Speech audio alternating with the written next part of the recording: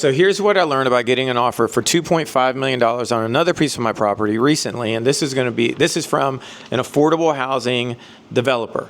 So there is a lot of misconception dealing with affordable housing and affordable housing developers and the money out there and everything else. So I'm going to clear this up from an actual landowner that I had my property under contract, that I thought I hit the lottery a couple times, 4 separate times in a ton of different offers pertaining to developers. And again, $2.5 million, I'm into the property a lot less than that. Well, a little bit less than that now. But it's a good profit even if I take it. Here's why I did not take the deal. And because I learned my lesson on 2 separate offers, because for 2 years, I actually had it under contract with affordable housing developers on this particular property, Olive Street, which we're doing 108 veteran housing, 108 units for veteran housing. Oh yeah, if you don't know who I am, my name is Franklin Cruz. I'm a real estate developer. I own a company called TrueInvestors Development. I've got a lot of active properties. One of the notable properties, I took one house on 9 acres, converted it to 41 houses, got it shovel ready, sold it to KB Homes, even though every national home builder bid on it, sold it to KB Homes for $1.25 million. Then they turned around and named the entire street after me. It's called Cruz Court. You can look it up. First house was 7187 Cruz Court. All right, let me jump into now the affordable housing. This is what you don't know.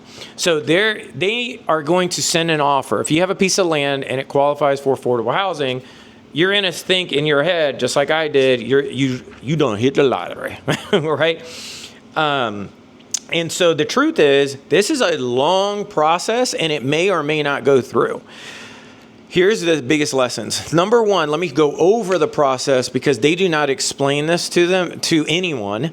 And I had to find this out from a friend of mine who is an affordable housing developer. And for security purposes, I'm not going to share his name. So let me go over this real quick. All right. So the first thing is you have to turn in your application in a specific date. So them as the buyers, they have, and this is the state of Florida. Every state is a little bit different. They have to turn in their application for Florida Housing Finance Corporation. That's called the FHFC. And they have to make sure that the FHFC, and I've got all my notes here. They're basically like the NFL, okay? So they're in control of everything when it comes down to, you basically have referees that are going to look at the land and make sure it hits a qualification level, and it has to hit certain points pertaining to that county or that city. They only get so much money within that county and city, period, for specifically affordable housing, okay? So what happens is they have to turn in the application. There's a lot that goes to it. It's a scoring process. There's performas. Performance is basically like, can we actually build it? And is there any kind of profit? Because everybody has to make money at somehow. They can't just do it at cost, right? So it has to make sense financially for everybody. What's the rent's going to be? Does the developer, does he have verified experience or not? That's kind of what triggers a lot of people too, because it's hard to get the experience. They have to double check the land use. Did you get the rezoning already from the city? Well, like on this property, we did. We got what they call a PUD on it, and we got approved for 96 units, and it's an opportunity zone, right? So anyway, so you have to go through this application process.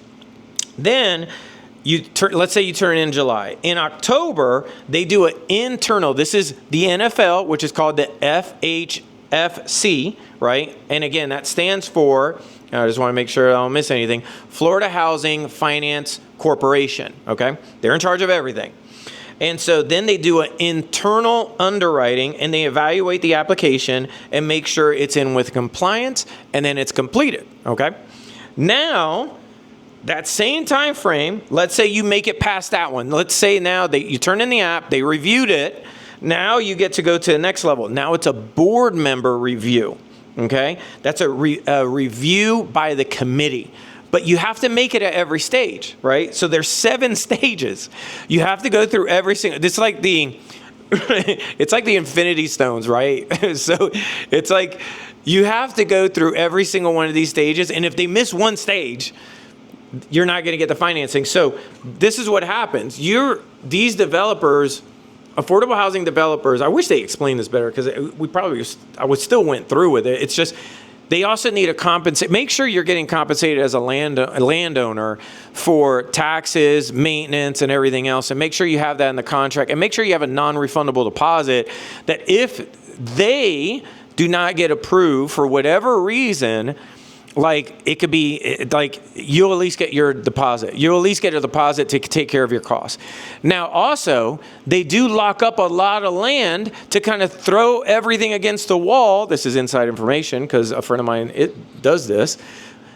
They'll throw a whole bunch of contracts against the wall, and they know 9 out of 10 of them are not going to get approved. But they done locked you up, you as the landowner, for a year and a half, sometimes longer, and then now you don't even get compensated because they knew they weren't going to get it. They were just seeing if they would get it or not. This is what I have seen with my own eyes, okay? So now you pass the review committee from the board members. Then next, Florida Housing Board has to rubber stamp your approval, okay? So they go through this whole process. Now they rubber stamp it. Now the board has to finalize the approval. That's another step. Now, 6 is a potential petition happens. This is a potential period, a petition period that takes 1 to 3 months, okay? This typically is going to be challenged by the competitors of the Florida housing developers, right? So if you're in Florida and you do affordable housing, you're specifically affordable housing developer. That means you're doing 100 units, 96 units, 72 units, 56, whatever that looks like, right? Now you have your competitors. They could petition and say, hey, they're wrong on their numbers. They're this, they're in our area, whatever. They can petition, they can say whatever they want. And they could basically, what I call it, poo-poo on you, right? So they can take away your app and they could put a reason for that. Anyway, so if you make it past the challenge period by another affordable housing developer, only now, once you're finalized, the board will grant the funding approval. And that's only if the funding is there, right? So like in the city of Lakeland, what I learned is there's Lakeland Housing Authority. Lakeland Housing Authority technically is not a government entity, but they do have an office in the government building. And for 2 years, they actually got the funding. They're not a government agency, but they really are, if that makes sense. But they got the funding for it. So what happens is then now you have the private enterprise, the private affordable housing developers. It's hard to compete with somebody who's literally in the same room as who's competing against you. At least this is what I've seen. Correct me if I'm wrong, but this is only from my own experience. So I just want to share with you, there's a 7-step process to bring affordable housing. Now, again, this is still 3 to 4 years away on the actual horizontal or the vertical. That means now you get the approval process. You still got to go through the horizontal plans, the permitting process, and everything else. So I'm only talking about 96 units, only 96. It still would take anywhere from 2 to 3 years for that to go from horizontal to vertical. And you know how many times the cost of material and labor has changed within just a 6-month period? A lot. So it messes up their numbers constantly. So it's not impossible, but it's extremely difficult because there's a lot of friction. It's not simple.